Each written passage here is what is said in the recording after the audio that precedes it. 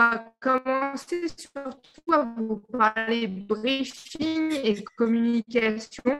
Donc, Jean-Philippe va commencer à faire la première partie.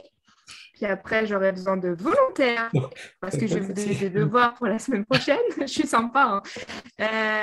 Pour que j'ai des sujets à vous donner, donc c'est pour vous entraîner. Alors après, franchement, on est là. Le but du jeu, c'est pas. Enfin, vous pouvez pas, c'est pas obligatoire. C'est vraiment le but du jeu, c'est de vous entraîner.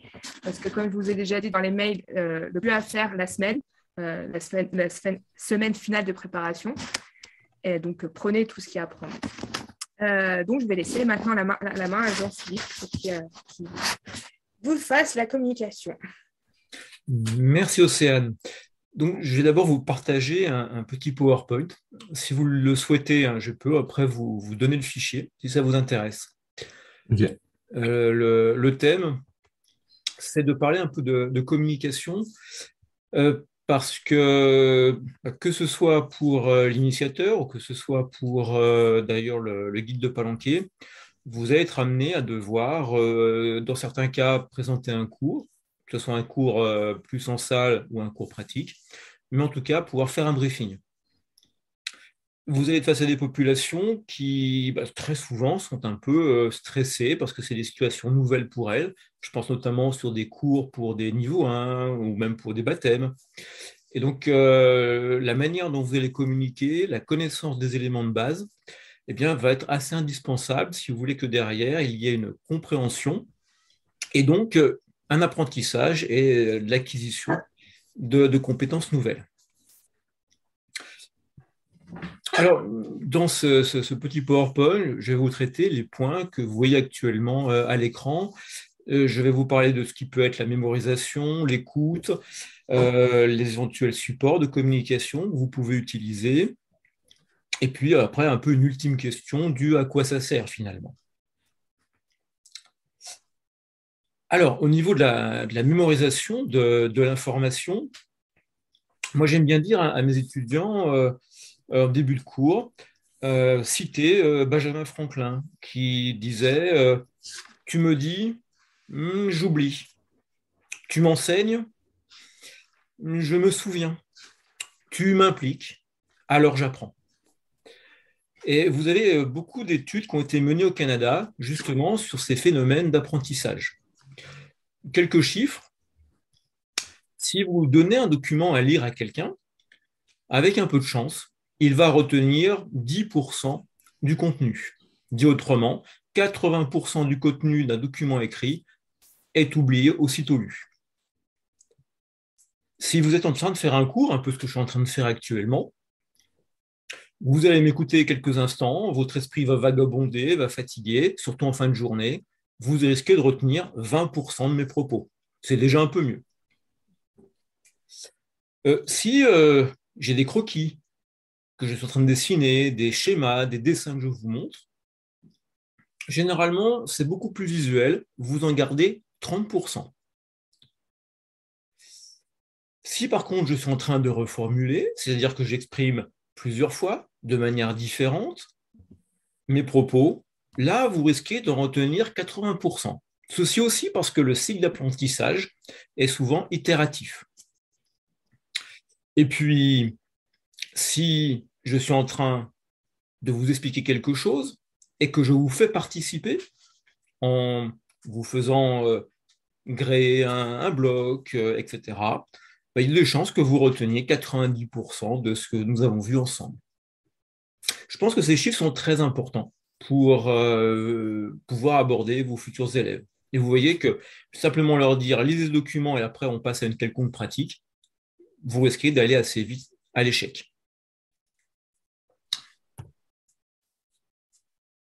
En même temps, il faut que vous ayez une idée de la durée pour laquelle on est capable de maintenir son attention. Alors, vous avez vu que je vous ai mis une petite dame, une petite plongeuse qui est en train de taper, histoire de aussi vous distraire pendant que vous m'écoutez. Comme ça, je sais que vous n'allez pas pouvoir tout retenir. Si vous êtes dans une écoute passive, vous écoutez quelqu'un qui est en train de soliloquer. Généralement, au bout de 4 minutes, votre esprit va partir ailleurs. Vous allez perdre beaucoup d'informations. Et puis, de temps à autre, vous ferez un petit retour, puis vous repartirez.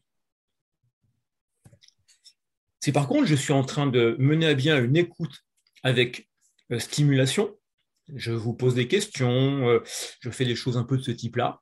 Par exemple, si je vous demande de répondre à un sondage comme celui que vous avez à l'instant sous les yeux, eh bien, je suis constamment en train de stimuler votre esprit. Donc là, vous avez, oui, un petit sondage qui porte sur la diapo précédente. Et j'ai une affirmation. On retient 80% de ce que l'on nous dit. C'est vrai ou c'est faux? À vous de jouer.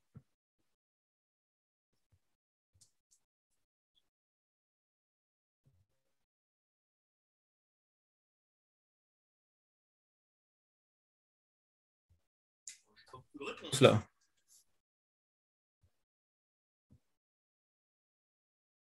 Ah, ça y est. Ça a commencé à arriver.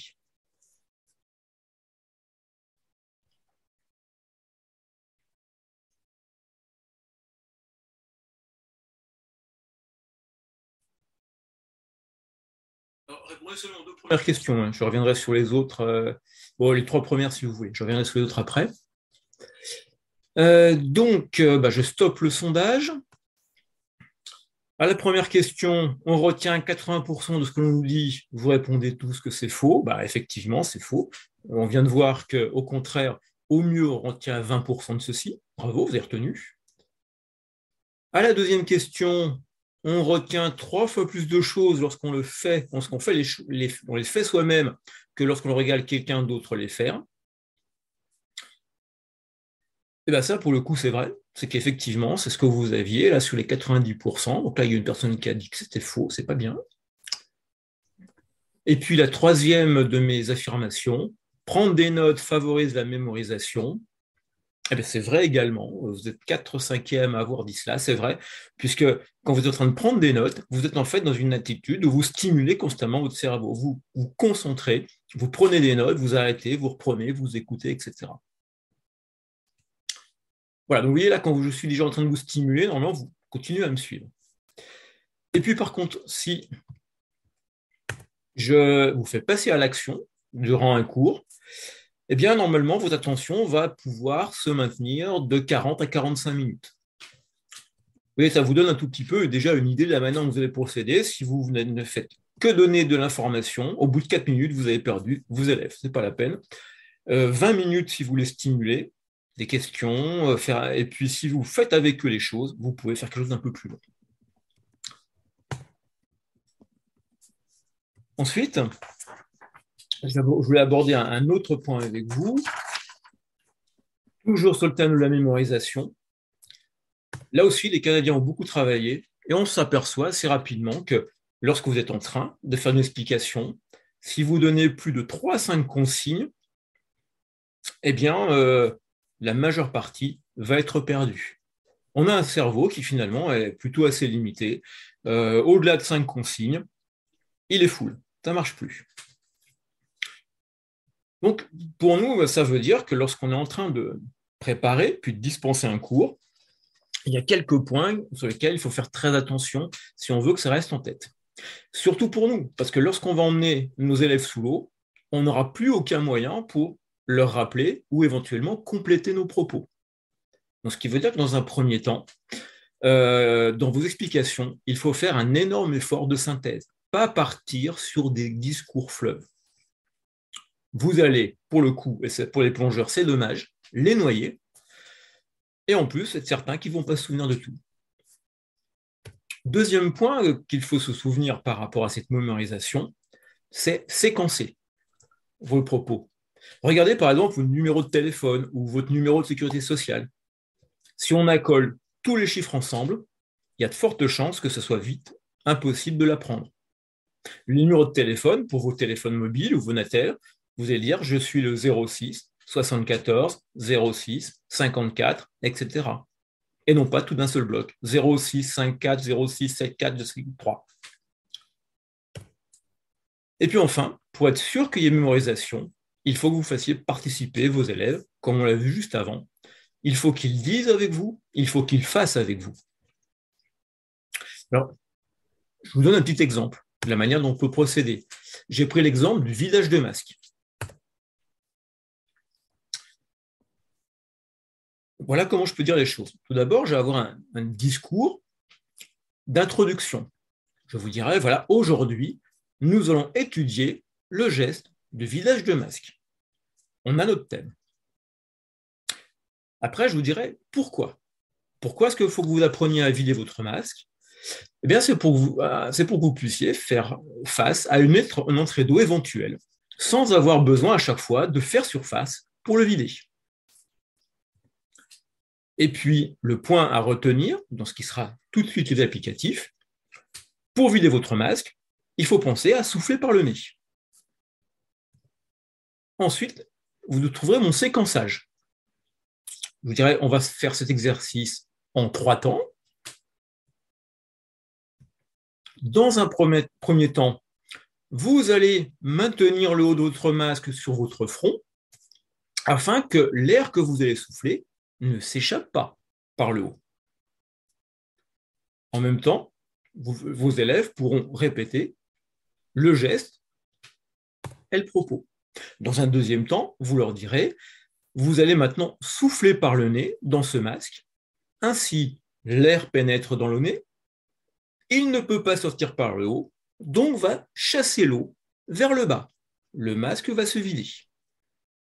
Troisième séquence, si jamais il y a encore besoin, vous allez légèrement incliner votre tête vers l'arrière pour vider la petite partie de l'eau qui resterait coincée dans la jupe de votre masque.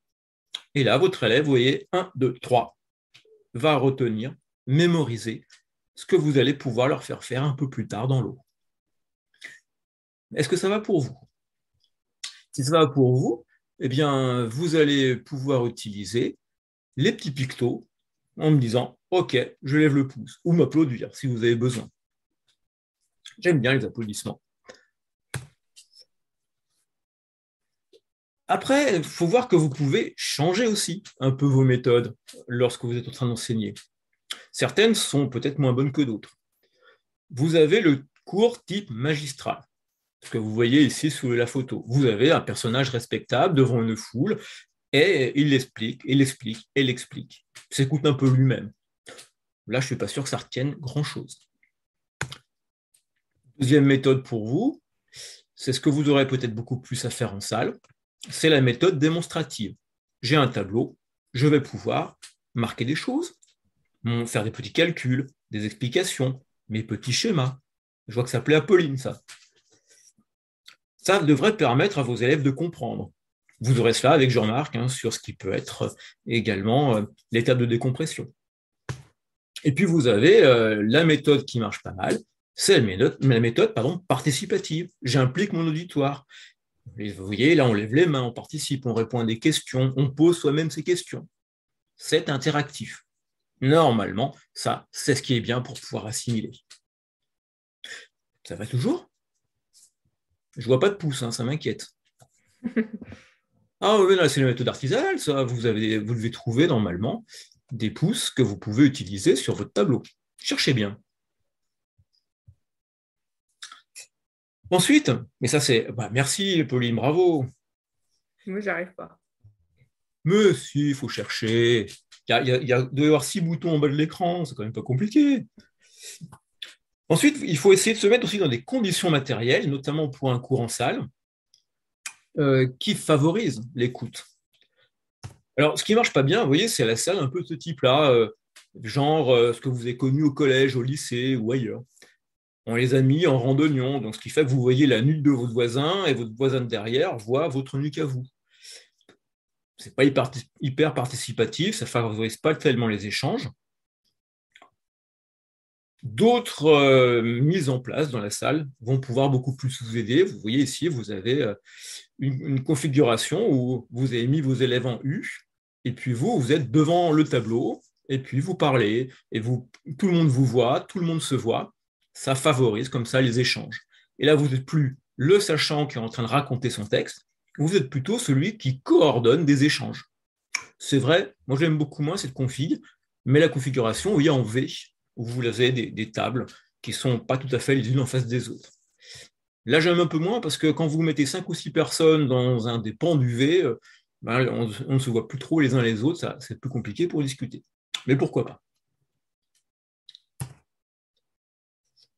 Ensuite, qu'est-ce que je peux utiliser pour pouvoir dispenser mon cours? Quels sont les supports qui peuvent être les miens? Alors, vous avez le très traditionnel le tableau. Alors, soit le très traditionnel le tableau à craie, soit le tableau blanc. Surtout, il faut se dire la manière dont vous allez organiser les choses. En mettre plein sur le tableau, ça ne va pas beaucoup aider. Ça va plutôt nous amener à se perdre. Ah, je vois que j'ai les applaudissements sur le chat, merci. Il faut se dire, mon tableau, je peux le diviser en plusieurs parties. Par exemple, ça peut être 3 parties. Une partie où vous indiquez quels sont les grands points que vous allez traiter. Le plan. Vous avez vu un peu, c'était ma première diapo, par exemple. Vous allez peut-être donner des définitions au fur et à mesure que vous avancez. Dire, voilà, la loi de Henry, la loi de Intel, petite définition.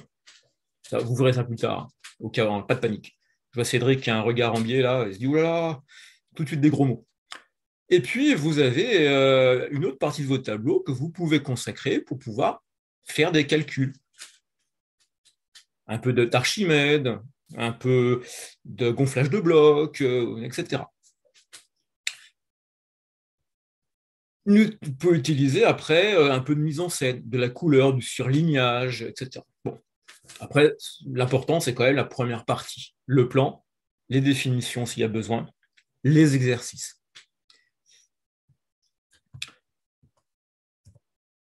Autre outil, c'est le vidéoprojecteur qui vous permet de projeter des éléments, je dirais, déjà plus standardisés que vous pourrez réutiliser plusieurs fois.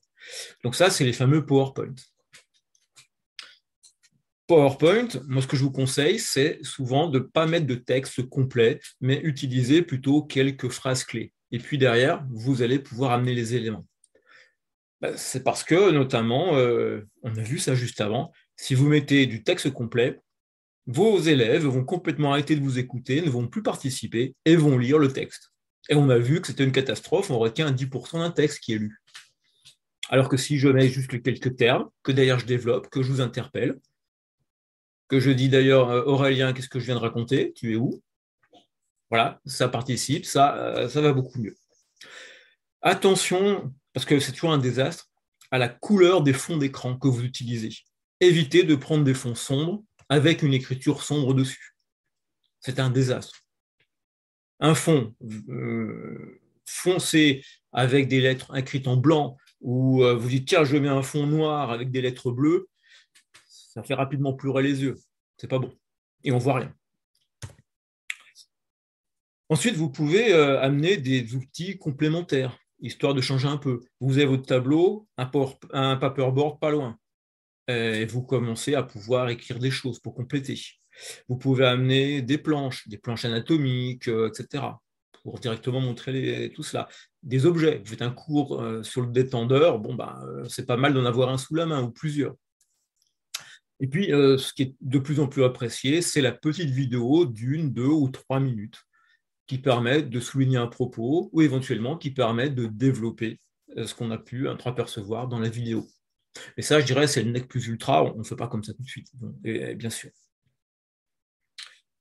Puis, dernier des supports que vous pouvez utiliser, pensez à avoir le côté matériel de ce que vous êtes en train de donner comme cours. J'utilise un PowerPoint. Eh bien, il est peut-être bien que chaque participant ait une version papier de ce même PowerPoint pour prendre des notes, compléter. Et Océane me dirait, ce qui est sympa alors, c'est que vous pouvez même avoir sur la version papier un schéma qu'il va falloir compléter en même temps qu'on avance le cours. Ça capte l'attention, on fait de la prise de notes. Et puis si par contre vous allez être beaucoup plus sur un cours qui demande à passer dans l'eau derrière, pensez à la fameuse tablette immergeable. Ça vous permet, vous, de montrer sur la plage des choses, ça permet aussi à vos apprenants de prendre des notes, et puis éventuellement, ça peut être emmené sous l'eau s'il y a besoin à tout moment. Voilà, ça c'est les supports.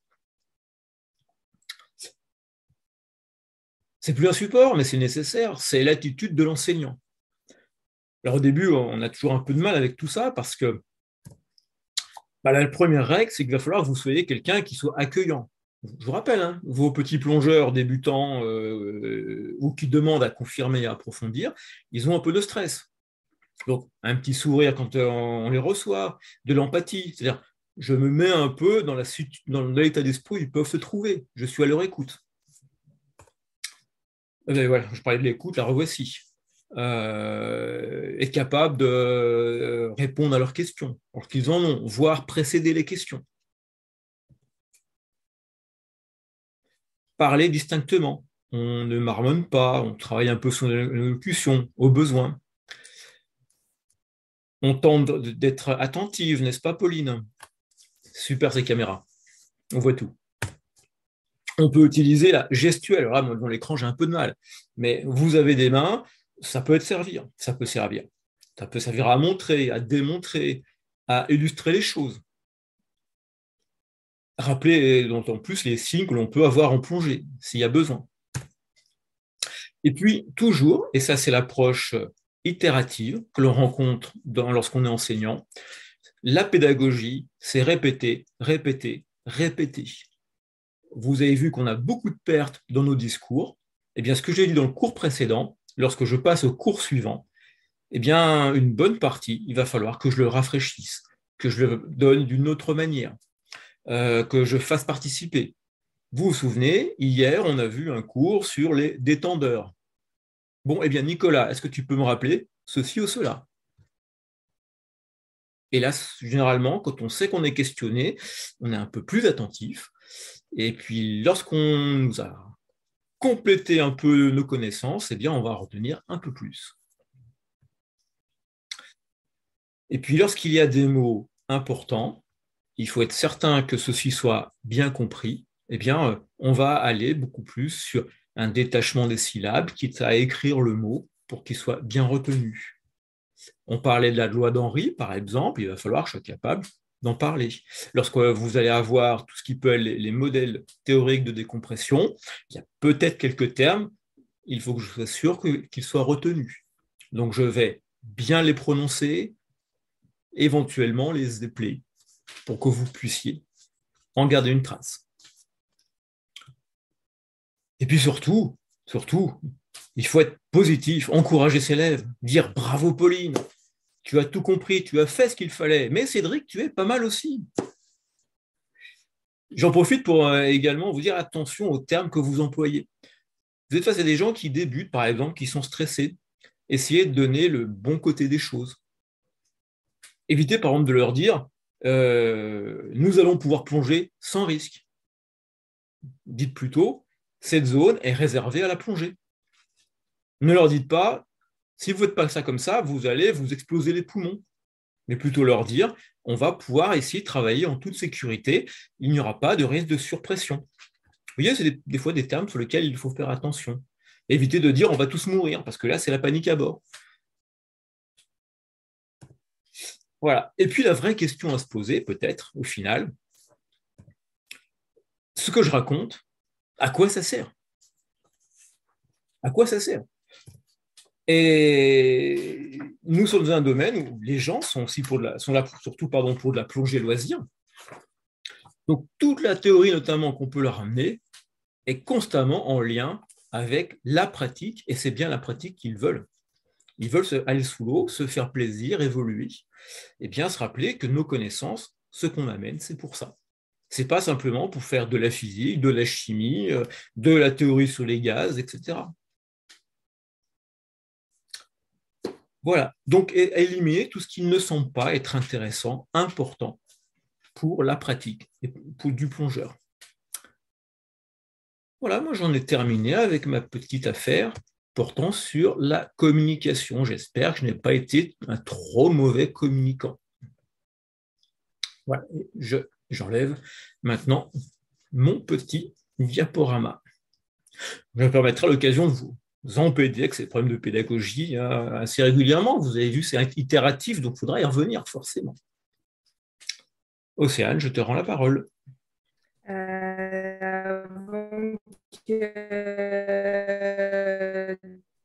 de prendre la main, est-ce que vous avez des questions en particulier à demander à Jean où on avance?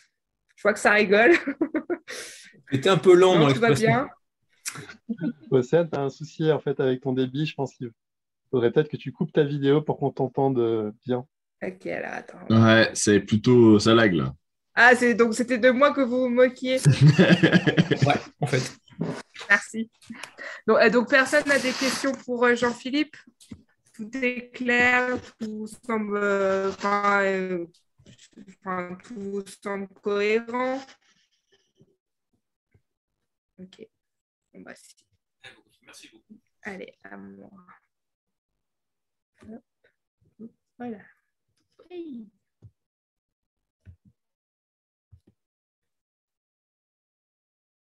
Ah, vous voyez mon écran, c'est bon? Ouais, c'est bon, on voit ton PowerPoint là. Ok. Alors, du coup, en fait, je vais beaucoup reprendre ce que Jean-Philippe a dit. Donc, moi, c'est notamment, je vais parler du briefing et de l'enseignement pratique, parce que c'est les éléments que vous allez avoir besoin pour la semaine prochaine.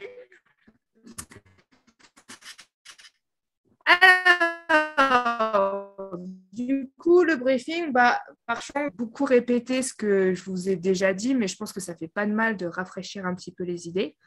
Donc là, je vais vous parler du briefing. Donc, par contre, il y a un statut que vous allez changer. Maintenant, vous étiez niveau 3 et je vous embêtais un peu avec ça d'ailleurs en vous disant c'est un échange entre binômes. Là, clairement, vous allez être niveau 4, donc vous allez être leader. Donc, entre guillemets, c'est vous qui allez mener la danse. Donc, sur certains points, le briefing, il est plus facile quand on sait qu'on gère. Ça marche. Là, c'est plus connaître les habitudes des autres, c'est je veux savoir vos habitudes, mais je veux aussi que vous caliez sur ce que je vais vous raconter. Ça marche? Donc, le briefing, tout d'abord, moi, là, ce que je vais vous conseiller, c'est revenir sur ce que Jean-Philippe a dit, c'est avoir une tablette ou des images. La tablette, au début, vous n'allez pas être à l'aise, c'est pour vraiment vous aider à avoir les points clés, d'accord? Les images, c'est aussi pour vendre un peu du rêve à nos plongeurs. Par exemple, qu'est-ce qu'on va voir? Ah, on va voir des brochets. Ah, mais ça ressemble à quoi un brochet? Tiens, regarde, j'ai mon image ici. Ça marche? Ensuite, le briefing va être là où on va beaucoup vous embêter, il doit être adapté aux plongeurs. Je ne fais pas un briefing avec les mêmes risques et les dangers, entre guillemets, à un niveau 1 qu'à un niveau 2 ou voire même un niveau 3 qui ne connaît pas la zone, enfin qui connaît la zone. Par exemple, avec un niveau 2, si je l'emmène à 40 mètres, normalement, il est censé savoir compenser ses oreilles. Je ne vais pas lui répéter ça. Sinon, il n'a rien à faire à 40 mètres. Par contre, un niveau 1 ou même un PE12, je vais lui rappeler qu'il ne faut pas qu'il retienne sa respiration, qu'il faut qu'il décompresse ses oreilles, etc. Ça marche. Donc là, il va vraiment falloir adapter votre briefing. Ensuite, moi, ce que je vous conseille pendant la phase du briefing, c'est d'observer vos plongeurs. Ça va être plus set pour vous. Mais pendant ce briefing-là, vous allez pouvoir avoir des éléments pour cette personne, elle est un petit peu nerveuse, cette personne, elle a l'air plutôt sereine. Bon, je ne dis pas que c'est une science exacte, mais voilà, une personne, on en avait parlé avec Aurélien qui a eu le cas, la personne a parlé beaucoup, beaucoup, beaucoup. Elle a fait un givrage au fond. Et ça, dans son comportement, on voyait qu'elle était déjà stressée. Donc, pendant votre briefing, j'ai envie de dire, ne fermez pas, essayez d'observer. Moi, généralement, je fais toujours une blague ou deux. Si la personne, elle part en fou rire pendant 5 minutes, je peux m'inquiéter aussi. D'accord? Donc, vraiment, observez vos plongeurs pendant votre briefing. Ensuite, le fameux fil rouge. Donc, pour éviter pour vous de faire des allers-retours et pour du coup perdre vos rouges, le plus simple, c'est le déroulé de ma plongée. Et du coup, le déroulé de ma plongée, je vais en parler. Et un briefing, c'est 10-15 minutes, gros maximum. Parce qu'après, on revient à ce que Jean-Philippe a dit, vous allez perdre les personnes et elles ne vont plus vous suivre, etc. Et à la fin, moi, généralement, ce que je fais et que je vous conseille de faire, c'est quand vous mettez à l'eau, on répète les points essentiels. Donc, toi, tu as un problème aux oreilles, donc n'hésite pas à décompresser tes oreilles régulièrement. Profondeur maximum, 20 mètres. D'accord? Pour vous, les éléments qui vous paraissent importants, vous pouvez les redire une dernière fois avant qu'on ne puisse plus parler, entre guillemets. Ça marche? Donc, le briefing, mon fameux fil rouge. Donc, j'ai le déroulé de ma plongée. Donc, la première chose à faire, c'est la prise de connaissance. Ça, vous allez voir qu'au fur et à mesure que quand vous connaissez votre plongeur, ça peut sauter. Mais par contre, quand c'est une personne tout à fait lambda, c'est donc là, par exemple, j'en sais rien, Pauline, tu vas plonger avec un PE40. Et déjà, est-ce qu'un PE40, il est forcément niveau 2? Est-ce qu'il a forcément déjà l'autonomie? Non, d'accord? Donc, quand on vous dit, tu peux l'emmener à 40 mètres, vérifiez. Est-ce que vous allez prendre la décision de l'emmener à 40 mètres? Parce que c'est un PE40, mais s'il n'a pas plongé depuis 10 ans, est-ce que c'est vraiment une bonne idée de l'emmener à 40 mètres? D'accord? Donc là, c'est la prise de connaissance sur son expérience, sur ses envies aussi. Peut-être qu'il a pas, c'est un PE40, mais il n'a absolument pas envie d'aller à 40 mètres. Il y en a, on a des niveaux 2, des niveaux 3 qui adorent barboter à 10 mètres parce que ce qu'ils veulent, c'est voir les perches. D'accord? Donc, son expérience, ses envies, et éventuellement, on peut aussi demander s'ils ont des problèmes particuliers. Moi, ce que je fais toujours, c'est que je dis toujours que j'ai des problèmes d'oreilles. Parce qu'effectivement, ça veut dire que mes oreilles ont du mal à passer. Donc, si on descend comme une balle, on ne pourra pas. Expérience et puis envie. Après, forcément, le matériel, est-ce que c'est du matériel qu'il connaît? Est-ce qu'il a déjà plongé avec? Ou est-ce que c'est tout nouveau, etc. Et puis aussi dans le matériel, surtout on va commencer à parler des niveaux 2, est-ce qu'il connaît son ordinateur? Ça, c'est toujours l'élément qu'on a tendance à oublier. L'ordinateur, est-ce qu'il le connaît? Est-ce qu'il y a le palier de sécurité? Est-ce qu'il fait de la mi-profondeur? Il faut vraiment savoir si votre plongeur connaît son matériel. Ensuite, on va lui dire comment ça se passe de mettre à l'eau. Sur un bateau, c'est le grand vent, bascule arrière, on se met à l'eau et puis on marche. L'année prochaine, vous allez venir un bateau. Donc, vous allez tester par vous-même comment on met à l'eau les personnes. Et ensuite, on va proposer l'itinéraire. Mais on va là, descend par là, voilà. Oui, mais qu'est-ce qu'on va voir? Pourquoi on va à cet endroit-là? Là, c'est super sympa. Il y a une belle épave, elle est longue. En cherchant un petit peu sous l'épave, on peut trouver des écrevisses. D'où l'intérêt d'avoir une plaquette avec des écrevisses. Donc, on a plusieurs écrevisses. On a des écrevisses bleues, on a des écrevisses rouges. Les écrevisses rouges, si je ne me trompe pas, c'est des écrevisses américaines. Après, tu vas voir, on va remonter tranquillement sur le plateau. Et là, c'est juste l'éclate. On a des perches à gogo, limite parfois il faut qu'on les pousse. Et si on a un peu de chance, on peut voir les brochets. Alors on a les brochets qui font 10 cm et puis après on a des brochets qui font 1 mètre. D'accord? Et aussi pendant cette partie-là, vous pouvez rappeler les paramètres à respecter.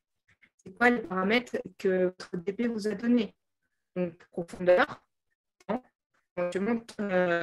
réserve d'air. Ensuite, il y a la sécurité. Donc, avec un niveau 2, si je vais à 40, je peux parler narcose. Par contre, avec un niveau 1, je peux parler de ses oreilles. Là, c'est là où je peux parler d'adapter à son plongeur. Voilà, c'est là-dedans, c'est dans les risques et dans la sécurité que il va y avoir une énorme différence en fonction du niveau des plongeurs. Ça marche? Et ensuite, la communication. Avec les niveaux 1, ça va être le hockey, parce que encore hier, il y en a un qui m'a fait le je veux remonter en me disant OK, puis moi je l'ai attrapé, de le rappeler. D'accord? Par contre, avec un niveau 2 où on va dans la zone 40, le hockey, ça, normalement, s'il me fait ça, il n'y a rien à faire à 40. D'accord? 40 mètres, il faut qu'il soit à l'aise avec le hockey, ça ne va pas. Par contre, ça va être, on en parlait beaucoup avec Cédric quand il a fait son niveau 3, c'est la décompression. D'une personne à une autre, la décompression n'est plus du tout la même. Comment je fais pour te communiquer mon palier ou mon temps en profondeur, où tu as juste un palier qui te dit qu'il faut que tu t'arrêtes à cette profondeur-là? D'accord? Et ça, ça, en fait, il ne faut pas que vous, sous l'eau, vous puissiez vous dire « je ne comprends pas ce qu'il me raconte ». Là, c'est à vous de borner. Moi, ce que je vous conseille, par contre, vous êtes niveau 4, donc avec la narco, je vous conseille de ne pas, comment dire, que ce ne soit pas la personne qui doit s'adapter à vous. Parce qu'une fois qu'elle sera dans l'eau, une fois qu'elle sera en profondeur, elle va reprendre ses habitudes. D'accord? Donc, si elle a l'habitude, malheureusement, j'ai coupé ma caméra, mais de faire un signe pour la DTR et un autre signe pour le temps de palier, essayez, vous, vraiment, là, c'est à vous de prendre sur vous et de vous adapter à cette personne. Et si vous avez 3 personnes, vous adaptez aux 3 personnes. Alors, c'est compliqué. Après, voilà, les personnes, généralement, on n'a pas 3 personnes avec 3 communications différentes. Mais voilà, là, il faut vraiment se mettre d'accord tous ensemble. Ça marche? Est-ce que ça vous paraît clair sur le briefing? Vous avez le droit de me faire bravo aussi, hein, comme Jean-Phi. Ça marche. Donc ça, le briefing, j'ai envie de dire c'est aussi vrai pour la partie guide de palanquée que pour la partie pédagogie. Quand vous faites vous allez faire des exercices, vous allez aussi probablement vous plonger. Donc, il faut mettre un cadre avec un déroulé. Voilà, on finit de s'équiper, on se met à l'eau et après, on va faire tel ou tel exercice. Et du coup, on va arriver à la pédagogie pratique. Donc, moi, ce que je vous conseille, que j'ai bien aimé quand j'ai commencé à faire de la pédagogie, c'est un JOSPER. Ça, c'est plus pour vous en amont pour vous préparer. Donc, le JOSPER, c'est, je ne sais pas comment on dit, mais en gros, c'est un moyen mémotechnique. Voilà. Donc, je vais reprendre ce que disait Jean-Philippe. Le J pour justifier l'exercice. Pourquoi je dois apprendre à faire cet exercice? Par exemple, le vidage de masque. Donc, le vidage de masque, parfois, ça arrive qu'on sourit. On a un peu d'eau dans le masque. OK, c'est pas agréable, mais pour éviter de remonter à la surface, je vais apprendre à vider mon masque sous l'eau. Et ouais, c'est magique, je peux vider mon masque sous l'eau. D'accord? Donc, après, il y a le O. C'est les objectifs. Alors, il va y avoir l'objectif final. Donc, ça, c'est ce que l'idéal, c'est de faire. Donc, le but du jeu, c'est que mon plongeur soit capable de vider son masque dans n'importe quelle situation, à n'importe quelle profondeur.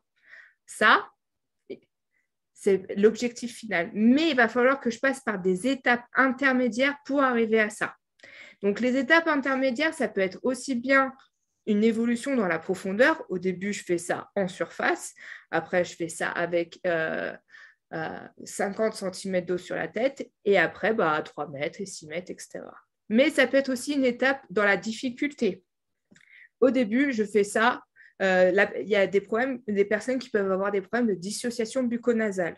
Donc, c'est qu'en fait, quand tu vas leur dire souffle par le nez, elle va continuer à souffler par la bouche. Dans ce cas, il va falloir que je travaille en surface avec un tuba sans le masque. Et un coup, je souffle par la bouche, un coup, je souffle par le nez, un coup, je souffle par la bouche. Où les personnes avaient directement à l'aise et hop là, tu lui demandes de souffler par le nez, elle le fait très bien. Et ensuite, du coup, je le fais avec un tout petit peu d'eau. Ensuite, je vais mettre un peu plus d'eau et finalement, je vais remplir complètement mon masque pour le retirer. D'accord? Donc là, c'est très important pour vous de faire le découpage. Comment je peux découper mon exercice. Je ne peux pas tout faire d'un coup. Et ça, pour n'importe quel exercice, vous soyez capable de découper et d'analyser ce que vous faites. Par exemple, je sais que moi, dans la réalité, quand je fais un vidage de masque, j'ai tendance à relever la bouche comme ça, comme si j'allais sourire. Ah oui, pardon, je vous montre, mais je ne suis pas filmée. En fait, j'ai tendance à sourire parce que vu que j'ai des belles fossettes, et ça facilite la sortie de l'eau par le masque. Et moi, ce que je vous conseille, c'est quand vous faites un exercice, essayez de regarder vous exactement ce que vous faites. Et ensuite, décortiquer ça. Après, donc, mon JOSPER, il y a le S pour la sécurité. Quels sont les risques quand je fais cet enseignement? Les risques... ça peut être la noyade, ça peut être aussi une surpression pulmonaire. la personne, par exemple, quand on fait lâcher reprise d'embout, la personne ne reprend pas correctement son embout et puis elle décide de remonter comme une dingue en surface. D'accord? Donc, soyez conscient que dans tous les exercices que vous allez faire, il y a des risques. Après, il y a des prérequis. Donc, quand je fais un vidage de masque à 5 mètres, il faut que la dissociation bucco-nasale, donc le fait de séparer le nez et la bouche, soit claire. Je ne peux pas demander à mon élève de faire un vidage de masque si la dissociation bucco-nasale n'est pas acquise. Après, on peut dire, par exemple, on peut savoir que la dissociation bucco-nasale, les 3/4 des personnes savent la faire. Donc, j'ai 1/4 des personnes qui ne savent pas la faire. Donc, est-ce que je rajoute un exercice pour vérifier que tout le monde sait la faire ou est-ce que je pars du principe que tout le monde sait la faire et si je vois qu'une personne n'y arrive pas, et ben dans ce cas-là, je travaille un exercice supplémentaire avec cette personne. Là, il n'y a pas de bonne ou de mauvaise réponse. Là, ce sera vraiment à vous de voir comment vous avez envie de faire. Ça marche? Après, il y a l'environnement. Est-ce que je fais ça à 50 cm ou est-ce que je fais ça directement à 3 mètres ou à 6 mètres? D'accord? Là, généralement, vous allez voir, il y a une évolution logique. C'est au début, je le fais avec 50 cm sur la tête et une fois que j'aurai vu que la personne, ça va, et ben dans ce cas, on peut évoluer et aller vers les 3 mètres et ainsi de suite. D'accord? Mais vous, dans votre tête, mettez un cadre.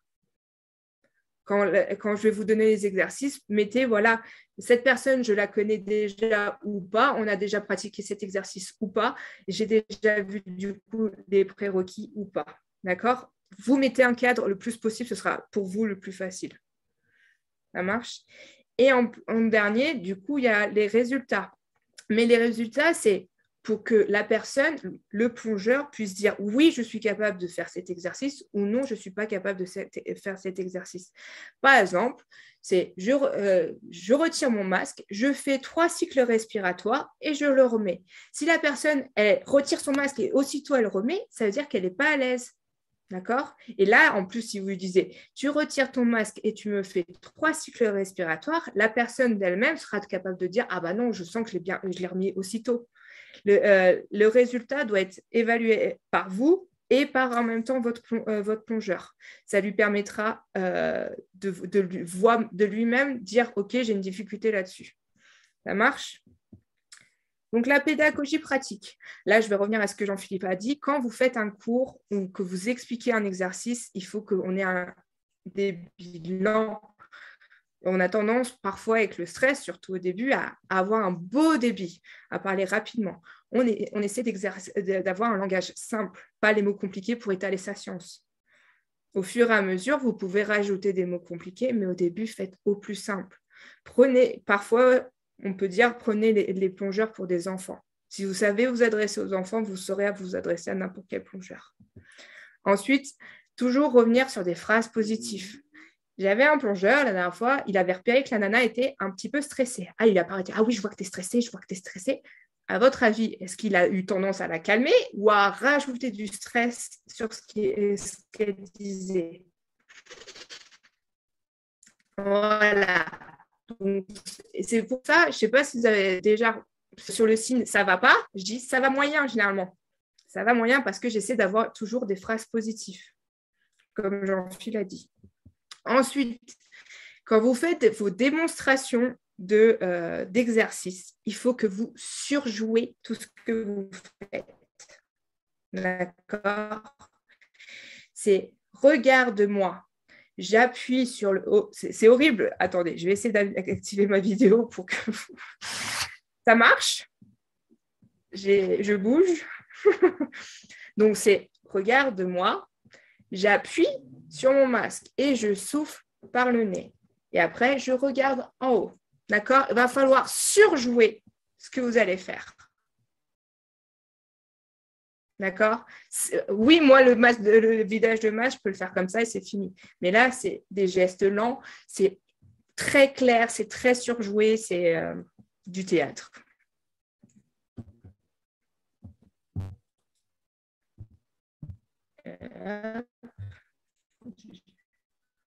Voilà. Et surtout, il faut que vous ayez une communication pour finir ton exercice. Tu as bien fait, je te dis bravo. Sinon, je te demande de recommencer. Chaque signe doit être compris. Ça marche? Et du coup, je reviens à ce que je disais. Il faut qu'il y ait une évolution, une progression. On ne peut pas demander directement l'objectif final. Il faut qu'il y ait des étapes intermédiaires. Et là, c'est plus dur généralement pour nous, en tant que plongeurs.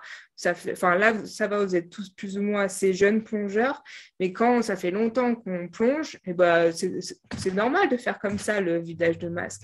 Oui, non. D'abord, c'est je prends une inspiration.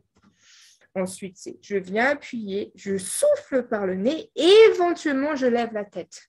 En réalité, dans la vie, je fais comme ça. Moi, je lève mon masque et puis c'est fini.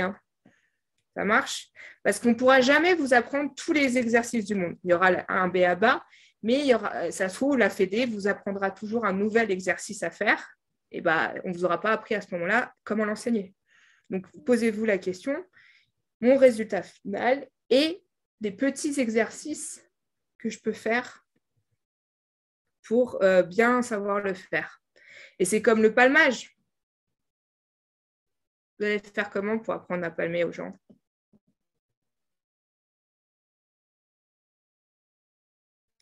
C'est une vraie question. C'est le truc qu'on fait tous. On est tous en train de palmer. Est-ce que vous êtes tous d'avoir un bon je recommence. Est-ce que vous êtes sûrs d'avoir tous un bon palmage? Et comment vous corrigerez les palmages de vos personnes? Ça, c'est la grande question. Plutôt après la plongée, non? Et je crois que j'ai fini. Quoi? Nicolas, vas-y, continue. Plutôt en débriefant après la plongée, parce que je pense que sous l'eau, à part lui dire qu'il palme trop vite, ça il peut comprendre, mais sinon ça risque d'être compliqué de parler de technique de palmage sous l'eau. Cédric, tu allais dire quoi? Pareil, voir après, sous l'eau, c'est compliqué à part lui prendre les palmes et lui montrer un peu la souplesse de la cheville, etc. C'est plus des trucs qui se font en dehors, enfin, à la surface de l'eau, quoi, à la limite. Donc, Alors, effectivement, c'est un truc qu'on peut prendre le temps de se... Moi, quand j'ai repéré que les personnes ne palmaient pas correctement, je les fais remonter en pleine eau et à la fin, je leur dis, on rentre à la plage et vous regardez vos jambes. Et vous me regardez si c'est votre genou ou si c'est votre palme qui descend en premier. Mais effectivement, sous l'eau, ça va être compliqué. Ouais. Donc, c'est très bien. Vous avez des questions par rapport à ce que j'ai raconté? Non, c'est bon. Non, nickel.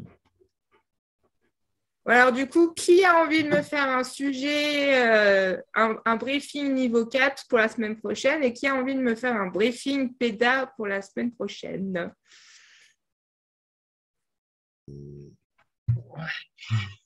Faire les deux, hein. Ouais, mais alors, en fait, la semaine prochaine, il y en a qui vont passer et qui vont nous faire le briefing là devant tout le monde. Il n'y a pas de mauvaise réponse. Je pense que franchement, vous êtes tous sympas, vous n'allez pas vous juger. Ah, il y a Jean-Marc qui veut nous faire.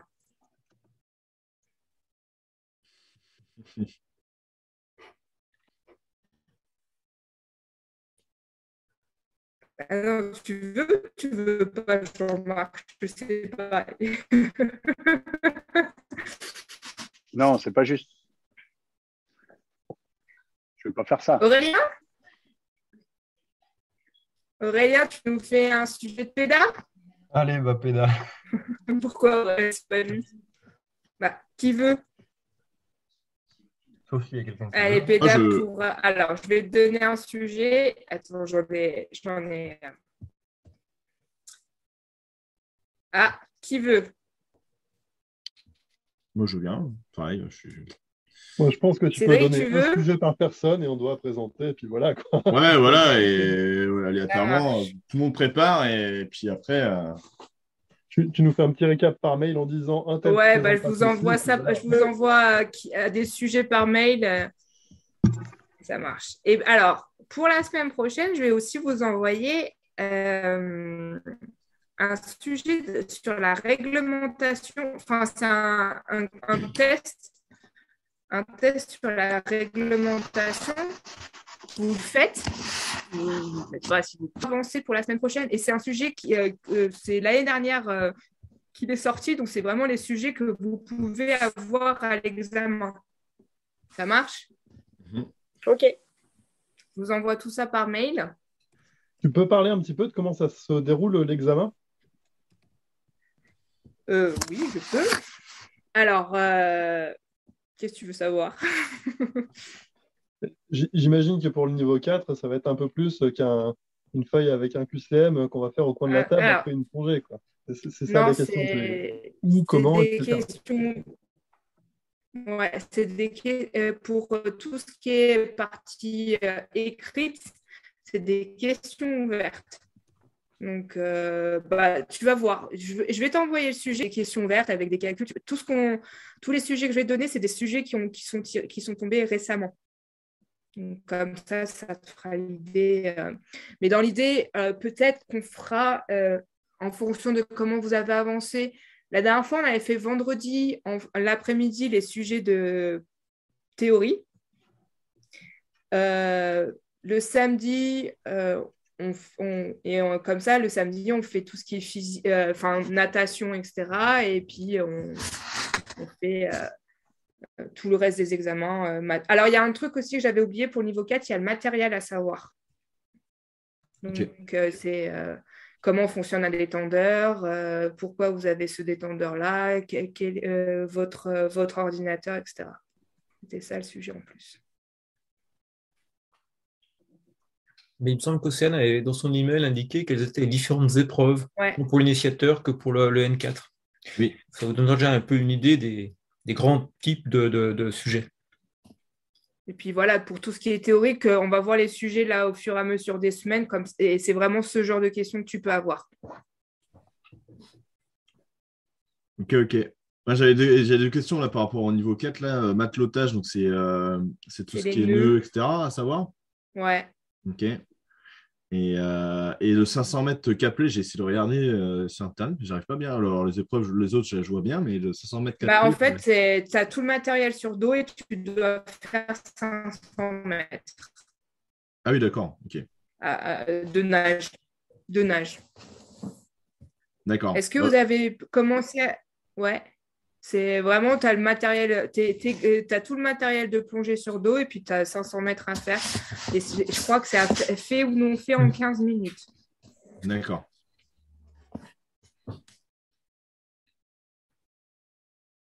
Comme quand on va sur la faille, quoi. C'est ça, exactement, c'est l'idée. Ouais, franchement, c'est ça. Ok. Est-ce que vous avez tous acheté le bouquin Plongée Plaisir ou un bouquin pour étudier un petit peu? Waouh, il est beau. Ouais. Vous l'avez tous? Ouais, Pauline, je sais. Nicolas, tu l'as? Et Aurélien, tu l'as? Mon père, là? Oui, je sais. Mais est-ce que tu l'as chez toi? Non, là, j'ai que mes bouquins de bio, mais j'arrive ce week-end. D'accord. Je l'aurai. Jean-Marc, tu as peut-être quelque chose à rajouter?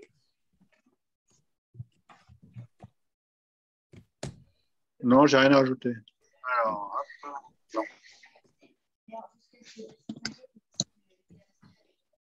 Ok. Eh ben, si vous n'avez pas de questions, je vous envoie par mail les sujets, je vous donnerai un numéro chacun. Rien à rajouter. Et puis, je vous envoie la règle. Quoi? Ok. Impeccable. Et je vous envoie le sujet de réglementation. Et si je trouve le corrigé, je vous envoie le corrigé lundi. Comme ça, vous pouvez regarder vos réponses, etc. Et vous pourrez surtout me dire là où ce qui ne vous semble pas clair. Ce que vous savez très bien. Je ne vais pas revenir dessus. Par contre, ce que vous ne savez pas, c'est là où je reviendrai dessus.